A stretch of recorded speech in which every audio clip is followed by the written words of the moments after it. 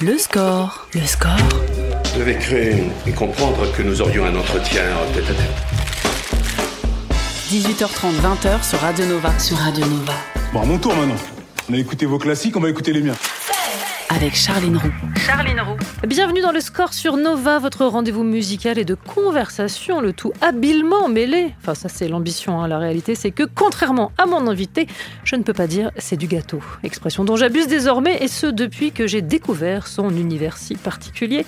En studio, un orni, soit un objet rigolistique non identifié, passé par le Jamel Comedy Club, un humoriste qui manie l'absurde avec une certaine grâce et un maximum d'efficacité. En témoignent les rires sonores d'Eric et Ramzy, entendus 750 000 fois selon les syndicats, 10 selon la police, à chacune de ses prestations durant la série Concours Comédie Class sur Prime Video, à laquelle notre invité a participé. Il joue en ce moment son spectacle Pause les jeudis, vendredis, samedis à la Nouvelle Scène et en tournée. Bonjour Adèle Fugazi.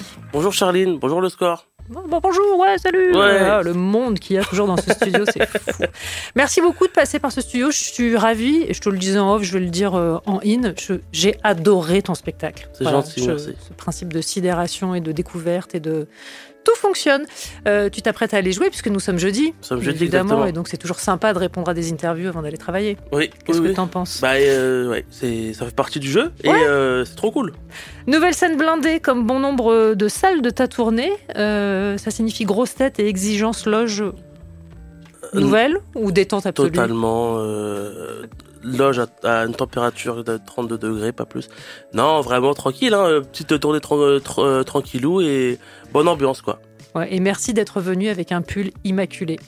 Car si je me fie à l'entrée de ton spectacle, petit problème de tache récurrent. Pas aujourd'hui. Non, aujourd'hui, je suis propre. Tu n'es pas taché. Non, c'est cool. J'ai fait gaffe, je sors de ma douche. Ouais, c'est parfait.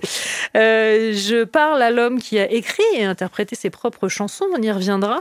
Je vais donc te poser la question rituelle de cette émission. Quel est ton rapport à la musique dans la vie de tous les jours? J'aime beaucoup être entouré de musique dans mes activités quotidiennes. Le ménage, la vaisselle, les trajets. L'entrée de scène? L'entrée de scène et la sortie de scène. Ouais. Toujours de la musique, même pendant que les gens s'installent. C'est toi qui fais les playlists avant? C'est ma playlist, c'est des musiques que j'ai faites. C'est une compile, c'est un DJ set avec ponctué de pull up. Et tout ça, c'est mes morceaux. C'est du fait maison. Exactement. Très bien. Ça part beaucoup trop vite, cette émission. Donc, premier titre, Malik Djoudi, viens, on prend le temps. Il y a un rapport avec ce qui suit. Le score sur Radio Nova. Malik Djoudi sur Nova, viens, on prend le temps, et je m'adresse donc à l'expert musique qui est Adèle Fugazi. C'est le genre de choses que tu peux écouter ou ça manque de vocodeurs et de... Non, j'aime bien Angèle, j'aime beaucoup Angèle, ça fait penser à Angèle un peu, j'aime bien. Ouais. J'aime bien Angèle, j'aime bien Vianney, voilà. Très bien. C'est un aveu. Ouais, mais c'est aucun jugement. Ça viendra par la suite, le jugement. Pour l'instant, on ne se connaît pas assez. T'es venu nous parler de ton spectacle Pause. Alors, pause de quoi? Puisque si je m'en fie au témoignage, à ta biographie, tu marques tes vrais débuts en septembre 2018. Tout à fait, c'est vrai Jean-Michel. Septembre 2018 à Pigalle, les premières scènes. Ouais, mais alors du coup, une pause de quoi? Parce que c'est pas si vieux que ça. Ah non, c'est une pause pause par rapport à tout le brouhaha extérieur, l'actualité, les prises de position, tout le monde donne son avis et c'est une heure où on s'autorise à parler, à ne pas, j'allais dire parler de rien, non, on parle, mais on ne parle pas de ça, on s'autorise une pause, un moment de repos où on va ailleurs, on voyage et on revient après cette heure-là et on retourne dans le quotidien, les problèmes. Mais c'est une heure où on oublie. Alors, c'est promis, je ne te demanderai ton avis que sur la musique. Oui. C'est le contrat. D'accord. Sur le reste, on n'y va pas. Pour donner une idée de l'art que tu pratiques, voici un extrait de tes réflexions sur les vêtements de nuit. Est-ce qu'il y en a dans la salle qui ont des pyjamas? Oh là là, vous me dégoûtez. Non, c'est dur, ils ont une vie trop carrée, quoi. Ils sont là, alors avec quel pyjama vais-je le mieux dormir? Je dormirai mieux avec celui-là. Des gens qui s'habillent pour dormir. Au cas où, dans le rêve, ils croisent quelqu'un d'important. Heureusement que j'ai mon pilou-pilou pendant que je survole la terre. Ouh. Moi, je dis pas que j'ai pas de pyjama, je dis pas que je dors à Walp, mais je dors avec des vêtements qui deviennent pyjama. Qui sont relégués au rang de pyjama. Ah, ils comprennent rien à leur life de vêtements. Ils sont là, putain, il fait tout noir, c'est quoi cette histoire? Et il y a un pyjama qui fait... Bienvenue chez les pyjamas. Je sais, ça schlingue. C'est comme ça ici. 15 ans que je suis un pyjama. Je l'ai vu grandir, je l'ai vu grossir, le con. Mais je te vois rire à tes blagues. Et ça, c'est magnifique. C'est pas si courant. Bah parce que je les ai jamais écoutés. Ouais, Enfin, ça marche bien, non ? Je les regarde et Ouais. c'est marrant. Un artiste vertueux, donc, qui ne consomme pas n'importe comment. La fast fashion, non. Non, je rigole, c'est pas du tout un spectacle engagé. Qu'est-ce qui nourrit ce genre de réflexion et de divagation ? L'ennui. Ouais. L'ennui, beaucoup d'ennui, autre chose. Je pense que j'ai beaucoup consommé d'humour et de toutes ses formes et envie de proposer quelque chose que j'ai pas vu, quoi. J'ai pas vu, j'ai pas entendu. C'est pour ça. Et il y a une forme d'observation qui est très différente. Ouais, C'est sans doute lié au fait que tu as un regard aussi peut-être différent sur les choses. Ouais, c'est ça, peut-être. Ouais, j'ai jamais analysé ma façon de faire, Ouais. c'est la vérité. Mais j'ai l'impression que c'est beaucoup de... Je trouve beaucoup mon humour dans la personnification, dans donner vie à des objets, à des Ouais. animaux, à des concepts. La bouffe, la célébrité, la propreté, les trompe-l'œil, manger, les allergies. Voici quelques-uns des thèmes abordés pendant le spectacle. Est-ce que tu vois un fil conducteur ? Je le trouve, je le cherche. Ouais. Je le cherche encore. Non, alors, ce qui est vraiment hyper intéressant, je trouve, c'est que tu as le don de rendre le quotidien à la fois extrêmement drôle, mais aussi très, très étrange. C'est pour ça que... on qualifie ton humour d'absurde. Tu te retrouves là-dedans ? J'ai pas envie d'être vraiment catalogué comme le gars qui fait de l'absurde, il fera que de l'absurde. Et c'est quoi l'absurde ? Voilà. C'est pointer de l'absurdité du quotidien, c'est l'humour en fait, c'est ça. Non, j'aime bien dire que je fais de l'ordinaire, de l'extraordinaire. Ouais, et même mais de l'inquiétant même parfois, je trouve. Moi, j'étais pas très à l'aise sur les crevettes, tu vois, par Ah exemple. oui, bah tiens, c'est marrant. Moi, j'ai peur de tout ce qui est dans la mer. Donc, à partir du moment où tu me Ah oui. fais des animaux sous-marins qui parlent, je suis pas joyeuse. Ah ouais, pourtant il y a un petit côté Walt Disney et tout. Oh, mais même ça, Pixar. même la petite sirène, ça me fait flipper. Ah oui, il y a un problème. Ton rythme, ton phrasé, comment est-ce que tu l'as apprivoisé ? Parce que la manière de délivrer aussi le texte joue pour beaucoup. Dans le... Je fais avec ce que j'ai, quoi. C'est ma façon de parler. Comme je dis dans le spectacle, j'ai pas une articulation excellente, un petit cheveu sur la langue. Je bégaye des fois.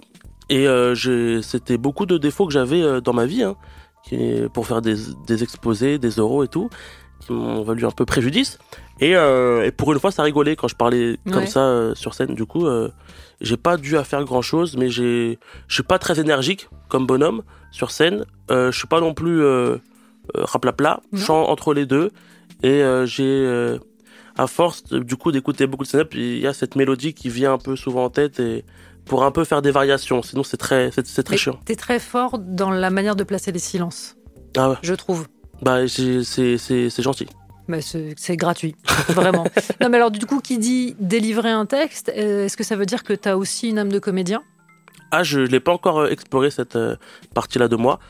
Pour des amis, des fois, des petits rôles pour des petits courts-métrages ou des petits sketchs, tout ça, mais j'ai jamais encore... Pour moi, c'est un autre métier, quoi. Là, si je démarre ça demain, j'ai 0 année.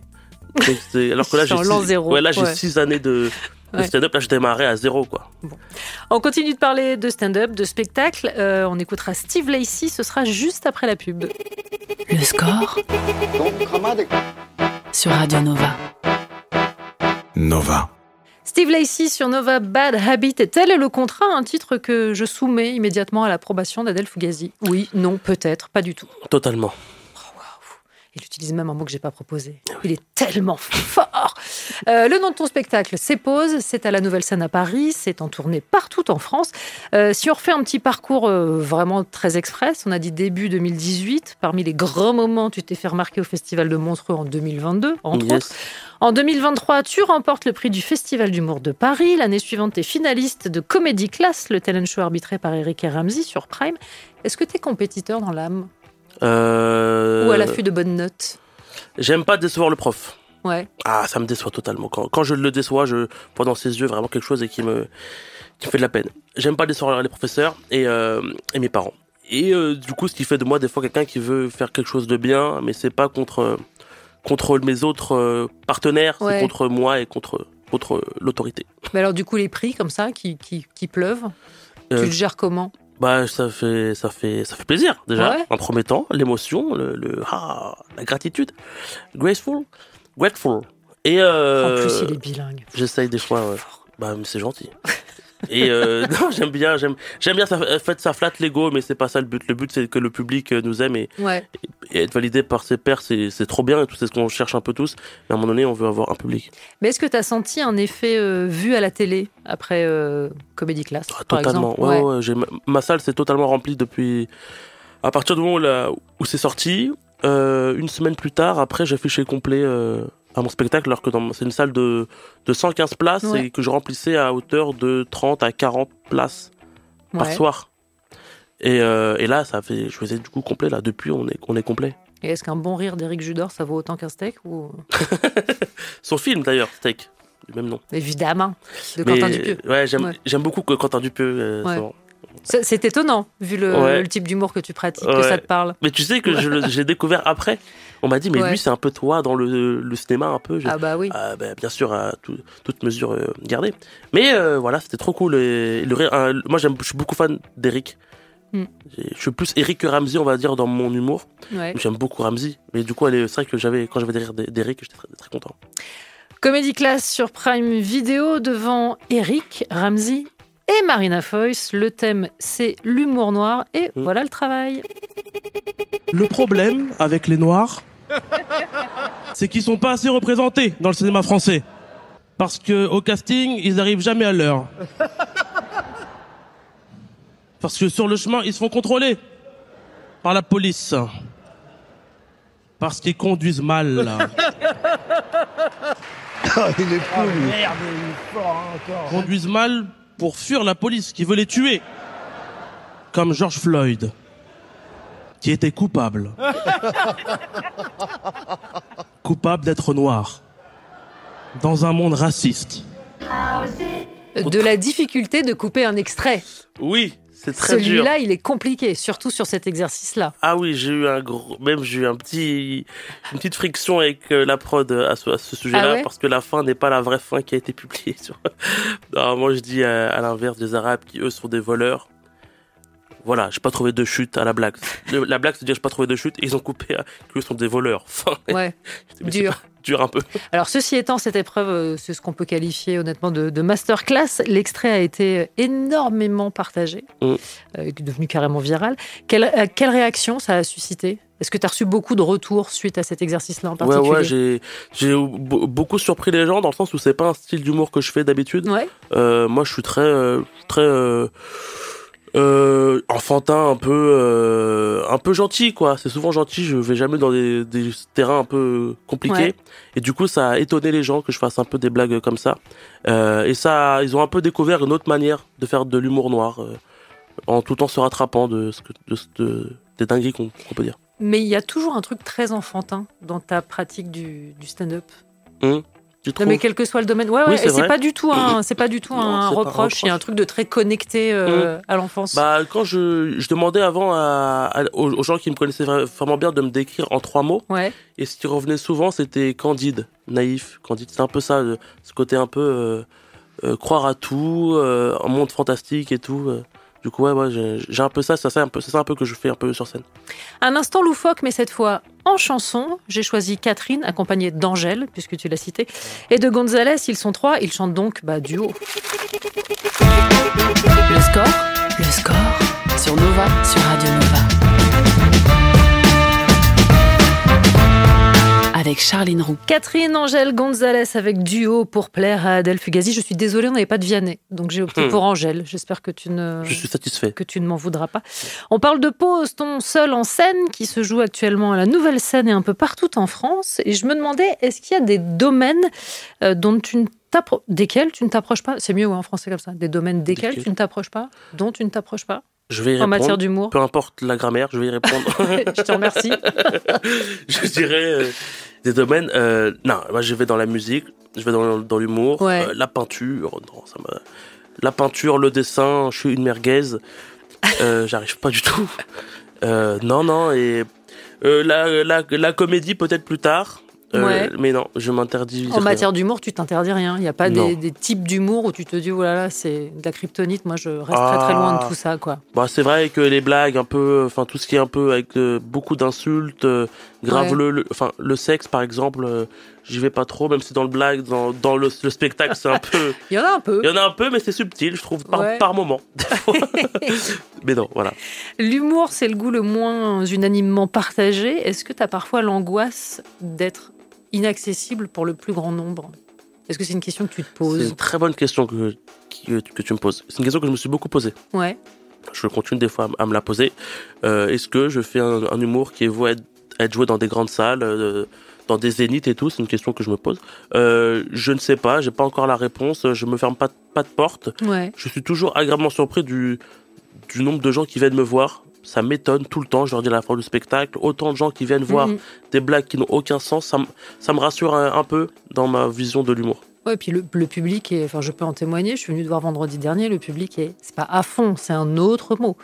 Ce qui, de fait, parfois, j'imagine, doit te poser d'autres dilemmes. Moi, j'ai déjà eu cette conversation avec d'autres humoristes. Je suis fascinée par votre capacité à savoir gérer ce que vous avez à faire sur scène, c'est-à-dire délivrer le texte, et gérer parfois un public qui est trop démonstratif, pour le dire gentiment. Oui, ça arrive et il y a que l'expérience qui fait que je gère pas encore ça hyper bien, mais... Ah si, moi j'ai vu vendredi, il y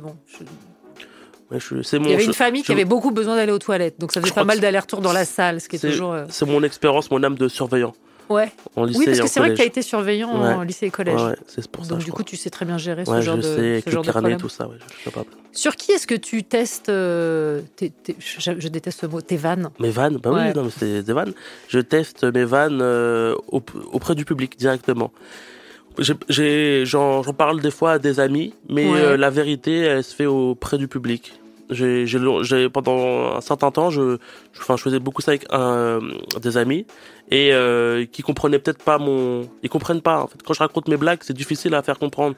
C'est pas tant des blagues textuelles, c'est des blagues de jeu. C'est un moment. Du coup, quand tu dis, je vais dire Fuluk Malak, Fuluk Balak, Fuluk pendant 4 minutes, on dit mais gros, mais qu'est-ce que tu racontes? Voilà, pardon, excuse-moi. Parce que t'étais au spectacle, du coup tu comprends. Mais va dire à quelqu'un que je vais parler dans une autre langue qui n'existe pas pendant 4 minutes, tu te dis mais mec, arrête. Mais ça fait partie des trucs aussi qui te rendent très singulier sur scène, c'est que t'as pas peur de l'agonie dans la vanne, c'est-à-dire de laisser des séquences longues, de choses qui n'ont pas beaucoup de sens. Ouais. Et c'est de là que ça vient aussi, la drôlerie. Ouais, c'est ça, c'est le comique de répétition, l'usure. L'usure aussi, comme ça que... Non, la longueur, quoi, c'est de laisser, de pas avoir peur, de laisser s'installer quelque chose. Ouais, une gêne ou un moment de qu'est-ce qui se passe. Je me suis mangé quand même beaucoup, je mange encore, mais je me suis beaucoup mangé de murs, de bides et tout. Pendant longtemps, je faisais ce genre de blagues-là, mais je les défendais très mal. Du coup, c'était gênant pour tout le monde, pour moi, pour le public. C'était un moment long. Et là, j'ai l'impression que ça va, j'ai un peu une carapace et je peux être un peu pas marrant pendant un petit moment mais croire en ce que je veux dire. Oui, mais alors par exemple, quand tu as dû tester, j'imagine, ou te tester sur des scènes où on te donne 3 minutes, la parole, etc., quand on a un univers comme le tien, qui nécessite quand même aussi un petit temps d'installation, c'est clair. Est-ce que c'était pas supra périlleux? Ah si, mais ça m'a obligé à être le plus concis possible. C'est un de mes défauts, c'est que j'ai du mal souvent à être synthétique. À l'école, j'ai jamais terminé mes devoirs. Je partais partout. Ouais. Du coup, cette contrainte du temps, du 3 minutes, des open mic m'a quand même servi. Mais la divagation, c'est tellement drôle. Alors, comme dans ton spectacle, il est pas mal question de nourriture, de manger, qui, je le rappelle, est quand même la seule activité qui vaille le coup. J'ai choisi un artiste qui est également cuisinier. Il s'appelle Action Bronson. On écoute Acting Crazy. Le score sur Radio Nova. Acting Crazy par Action Bronson, un artiste et un titre que je soumets immédiatement à Adèle Fugazi. Bang bang. T'as regardé son show culinaire? Enfin, son show culinaire. Oui, totalement. S'enflamme pas. Oui, j'aime bien ce monsieur. C'est un bon vivant. Tu regardes beaucoup les émissions de cuisine, tout ce qui a trait à la cuisine? J'aime bien avoir les bonnes adresses, moi. J'adore ça. J'ai Mapster, je sais pas si vous connaissez. Ça Ouais. recense toutes les bonnes adresses. Oh là, j'adore. Je suis un guide ultime et tout. Je suis Tout. fan. Ouais. Mais alors, de fait, ton amour pour le trompe-l'œil est venu de la vraie vie ou des algorithmes qui t'envoient de manière régulière des vidéos Les algorithmes, Instagram. Instagram m'a tué. C'est fou. J'ai vu que ça à un moment donné. Des gens Ouais. qui se coupaient de partout et tout. Des gens qui mangeaient des trucs qui ne doivent pas se manger normalement. C'est fou. Est-ce que tu as l'impression que cette phrase que tu prononces dans ce... Ouais. On dit pas sketch, en fait, hein, dans ce que tu fais. C'est pas Mm. sketch. Enfin, dans Ou cette juste- partie du spectacle, le c'est du gâteau. Ouais. Je sais pas le dire comme toi, en fait. Mais non, c'est du gâteau. Voilà. Est-ce que ça te poursuit ou pas? Ouais. Ouais. Ouais, il y a même des gens, il y a pas longtemps, quelqu'un qui m'avait arrêté dans la rue, il a dit « Mais non, c'est pas du gâteau !» Mais non, c'est pas ça la phrase.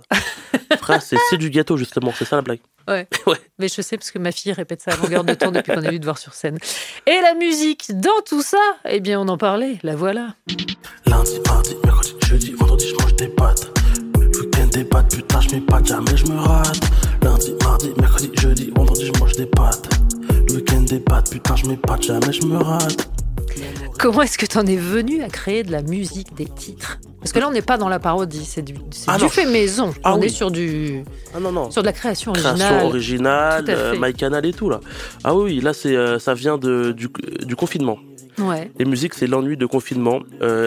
À la maison, pas de stand-up, pas de blague, pas de public. Et une amie que je vois sur les réseaux qui met un extrait de... Elle chante avec un autotune. C'est énorme. Comment t'as fait? Elle me passe l'application qui s'appelle Voloco. Je la télécharge et je m'amuse, quoi. Et tout passe trop bien avec l'autotune. Et après, ça fait ça, j'en ai fait. C'est comme ça que m'a découvert l'humoriste Yacine Bellous. Ouais. Que pour moi, Adèle, c'est un petit Yacine pour l'instant, j'ai l'impression. Du coup, Yacine me découvre avec ces chansons-là, j'en fais plein, me fait plaisir. Et la première fois que je fais un spectacle, même, c'est un spectacle mi-musique, mi-blague. J'alterne, je fais les blagues, après je prends l'autotune, chanson, blague, chanson, blague. Mais t'avais des bases en musique? J'étais DJ avant. Juste ça, j'ai vu vos C'est platines là-bas. juste ça. Des J'aime CDJ. bien. Ah bah ouais, mais j'aimais bien. Bah non, mais je veux dire, c'est Ouais. juste ça. Non, parce que juste. bah, parce que, juste. non, mais parce que T'étais DJ avant. Non, mais faut préciser là, j'étais un petit DJ. Hein. DJ collège-lycée. Hein. C'est déjà Tu pas vois, mal. j'étais pas en mode grosse soirée et tout avec Jean Rock. Non, j'étais en mode petit DJ et tout. J'ai fait le bal de fin d'année. DJ Minou. DJ Dedelito. Et tu m'appelles DJ Adèle, les gens m'appellent DJ Abdel. Ça, c'est un peu bizarre. Bah. Oui, je comprends. Ouais. Ça se comprend. Pourtant, je me Il a eu disais une pas. petite carrière. Bon. Ah oui, petite carrière. Ouais, c'est ça. Ah, j'aime beaucoup ça. La musique, c'est aussi un appui dans ton spectacle. Je sais pas si j'ai le droit de dévoiler, mais il y a quand même un instant consacré Ouais. à un grand chanteur italien. Ah oui, exactement. Un Umberto classique. Tozzi. Umberto Tozzi. Ouais, c'est un bon moment de ce spectacle. Ce moment dans le spectacle, c'est là où on se fait plaisir, quoi. Alors, c'est le moment, pour ne rien dévoiler de trop, pour pas spoiler la surprise. C'est un de ces moments de temps long que tu installes. Et moi, c'est aussi un moment que je t'ai vu livrer sur scène en première partie de Paul Mirabel. Le petit polo. Ouais, le tout petit, bien sûr, évidemment. Non, mais faut quand même être Ouais. ou complètement fou ou extrêmement courageux pour Ouais. aller faire ce genre de choses sur scène avant Paul Mirabel. Bah ouais, pendant longtemps, je le faisais jamais en première partie, ce passage-là. Je me suis dit quand même, faut y aller, faire ce passage-là. Parce que c'est long. C'est très long. Je sais pas comment l'expliquer comment sans trop l'expliquer en aux dire. gens, venez C'est au un spectacle, passage vous allez long voir. Mais c'est long, c'est... et hilarant. Ouais. Mais Moi, ça me fait beaucoup rire, en tout cas, et ouais, je l'ai fait, et même Paul me demande de la faire. Il veut que je fasse sa première partie, notamment pour ce moment-là, ah ouais. parce que ça met les gens dans une ambiance avant de le lancer. On continue de parler avec Adèle Fugazi juste après la pub. Le score sur Nova. Charline Roux. Nova. Toujours en compagnie d'Adèle Fugazi, venue nous parler de Pause, son seul en scène, son one-man show, One man show. à la Nouvelle Scène à Paris et partout en France en tournée. Est-ce que tu étais un enfant rigolo? J'étais un enfant, ouais, rigolo avec mes copains. Voilà, j'étais très rigolo, mais en petit comité. Quand tu jouais à Où sont les cerfs? Exactement. Oh, c'est fort ce que tu fais. Serre, ouvre-moi. Hein? Non, Non. c'est pas ça là? Bah, j'ai pas ça, non. Ah ouais? Où C'était quoi? sont les cerfs? Ah oui, dans la forêt, bien sûr. Qu'est-ce J'ai qu'ils fait y font un... T'as fait un crossover? Ouais, complètement. Je l'ai pas, ton autre truc, là. Lapin, entre et viens me serrer la main. C'est une comptine, ça n'a rien à voir, c'est pas le jeu. Non. T'as été traumatisé par Où sont les cerfs? Ah ouais, ça m'a fait rire, ce jeu. Quand tu le décortiques, il veut rien dire, quoi. Ah Où bah sont non, les cerfs? Et les cerfs, ils te répondent, on est dans la forêt. Vous allez me trouver? Bah oui, du coup. Est-ce que vous voulez qu'on vous tue? Allez, tuez-nous. Ça part en prod. J'ai lu aussi que tu voulais être fonctionnaire pour la sécurité de l'emploi. Tu as d'ailleurs fait des études, tu as fait du droit, c'est ça? Ouais, c'est ça, j'ai fait un master 1 de droit public. Est-ce que c'est la perspective du fonctionnariat qui a développé ton goût de l'absurde? C'est smart cette question parce qu'il y a un mot que j'ai pas là-dedans. Non, tu sais ce que j'ai eu comme image? Je sais pas si tu vois le Astérix en dessin animé, oui. Où il doit aller au bureau, tu sais, où il doit demander une autorisation et que ça prend des heures parce qu'il est renvoyé de bureau à bureau à bureau. Je suis désolée, c'est une image que j'ai de l'administration, donc je me suis dit que ça a dû marcher à un moment. Ça a dû développer un goût pour l'absurde. Ah, bah, peut-être. Moi, c'est ma mère qui m'a vraiment donné goût à ça. C'est ma mère, elle était infirmière, du coup, je voulais être directeur d'hôpital. Très bien. Je voulais être le patron de ma mère. Ouais. Mais bah, elle l'aurait bien pris, je pense, non? Non, elle voulait pas que je fasse ce métier. Tu m'étonnes. Ah ouais, elle m'a dit non, fais pas ça. Quelles sont les personnes qui ont forgé ton humour? Yacine Bellous. Ouais. Yacine Bellous. J'aime beaucoup Roman Frécinet. Eli Kakou. Eli Kakou, d'un moment, il y a une référence à lui dans le spectacle, au tout début. Je l'ai. Pas tout le monde là, mais moi, ça me fait plaisir. C'est une petite Madeleine. Et j'aime beaucoup Eli Kakou, ouais. Ouais. C'est eux. Eli Kakou, Yacine Bellous, Roman Frécinet et... Bonaymin. Bonaymin, pourquoi? Je sais pas, non? Ah, Bonaymin, c'est marrant, c'est le premier humoriste qui m'a fait pleurer de rire. En vidéo. Comme quoi? Alors tu me dis pourquoi? Oui, non, c'est marrant que tu dises comme ça. Mais oui, c'est le premier gars qui m'a fait pleurer de rire. J'étais dans ma chambre en train de regarder son passage du Jamel Comedy Club et je pleurais de rire. Ouais. Yacine Bellous, avec qui tu partages une communauté d'esprit, j'ai l'impression. Ouais. C'est marrant parce qu'on a la même vie. C'est marrant, il est de la Courneuve, entre la Courneuve et Aubervilliers, je suis de la Courneuve, dans le même quartier, le même coin. Il est d'origine algérienne, moi aussi. Il fait de l'absurde, je fais de l'absurde, on est les mêmes. Il y a une citation, tu le disais à Eli Kakou dans le spectacle. Ouais. Moi, j'en ai entendu une autre au film des Nuls. J'aime bien cet univers des Monty Python, un peu cette école-là, quoi. Que je découvre encore, hein. Je connais pas tout. Hein. Alors, justement, tu cites assez peu d'anglo-saxons, alors que tes pères citent souvent des gens outre-Atlantique, outre-Manche. Louis C.K., Dave Chappelle, machin. Eddie Izzard pour Yacine Bellous. Oui, pour moi, Eddie Izzard, c'est cohérent, quoi. C'est totalement logique. Eddie Izzard qui joue ce week-end à la Nouvelle Scène. Oui, et d'ailleurs, tu me fais penser, il faut que j'envoie un message à la patronne pour qu'elle mette une petite place, elle me met au fond. Mais tu as une culture de l'humour qui est plus française qu'américaine. Ouais, l'humour, moi ça me fait. Mais le stand-up, par contre, me fait plus rire aux États-Unis.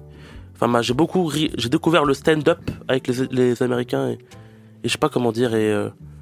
Mais j'ai rigolé avec des Français. Alors, c'est marrant parce que tu vois, par exemple, on parlait de cinéma, de jouer la comédie. Moi, je vois un point commun dans une forme de dinguerie avec un type comme Will Ferrell.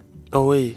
Tu vois ce que je veux dire? Oui, je vois dans le totalement. côté dans Ron Burgundy, par exemple, où rien ne fait peur, dans l'absurde, on y va tout droit. C'est vrai. C'est vrai, c'est gentil. Je sais pas qui je suis, mais je suis un patchwork peut-être de plein de trucs que j'ai regardés. C'est joliment dit. Ouais. Et ce patchwork est à retrouver sur scène à la Nouvelle Scène. Le spectacle s'appelle Pause. Dernier titre que j'ai choisi avant de te laisser la main, puisque c'est DJ, le petit DJ qui va reprendre du service, puisque les derniers titres de cette émission seront choisis par toi. On écoute d'abord Dizzy Rascal et Calvin Harris, Dance With Me. Le score sur Nova, sur Radio Nova. I think I'm going to fall. Oh, fucking hell. Le service client a toujours raison. Je soumets donc Dizzy Rascal, Dance With Me, à Adèle Fugazi. Je danserais bien avec lui. C'est vrai? Yes, I will dance with him. Ah ok, pas avec moi. Vraiment, je le prends comme un monstrueux râteau, mais c'est pas grave. Eh ben, je vais t'imposer une épreuve terrible, puisque c'est ainsi. Parce qu'avant de se quitter, de découvrir ta playlist, une rafale de questions sur la musique. La règle est simple, il n'y a pas de réflexion pour toi et l'impossibilité pour moi de revenir sur tes réponses et te demander de les justifier. Et de te juger. C'est faux. Je le ferai. Est-ce que tu es prêt? Let's go. Le titre qui symbolise le mieux l'enfance. Le temps des rires et des chants, des enfants heureux, machin. L'île aux enfants. Voilà. Générique de Casimir. Le titre qui symbolise le mieux l'adolescence. La boum. Richard Sanderson, Dreams. Oui, Dreams, Amor Reality. Ok. Ton hit de karaoké. Femme, simplement je te dis que je t'aime. On va pas citer son nom, il est problématique. Ah mais je te jure, j'ai pas réfléchi. Il y a tu m'as dit de pas réfléchir et il y a du caca qui sort. Bah c'est pas grave. Le titre qu'on serait peut-être surpris de trouver dans tes playlists. Bah Vianney, son album. Laquelle? Bah écoute, le son qu'il a fait avec Gazo, c'est fou. Il a fait Vianney Gazo, c'est incroyable. Le titre qui te propulse immédiatement sur la piste de danse.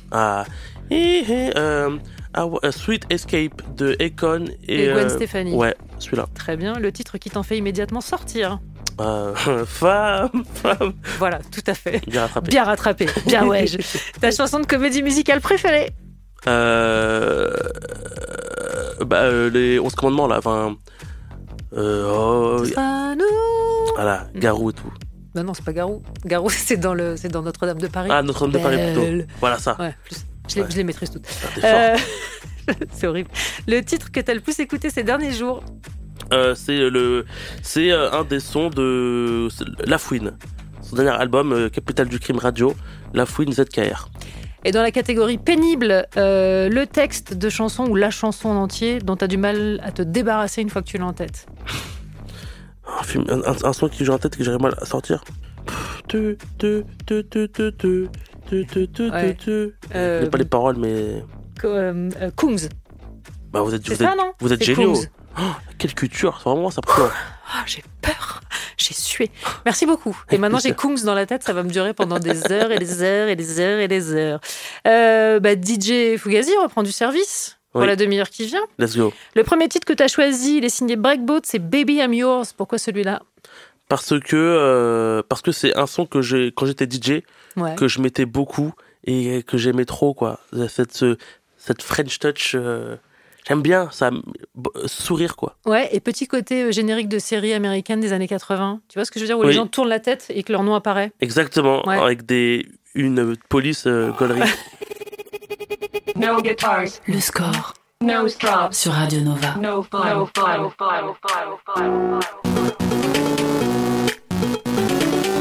Nova. Daft Punk et Julian Casablancas pour clore le score. Un score passé en la compagnie d'Adèle Fugazi. Merci mille fois. Merci beaucoup, le score. Venu jusqu'ici. Et je rappelle que Pause, c'est à la nouvelle scène du jeudi au samedi. Autant dire que là, il faut foncer, parce que c'est à 21h. Il faut y aller, monsieur. Je m'en vais. Et en tournée partout en France. Merci encore. Et il est 20h. Grand temps de retrouver le Nova Club et David Blo.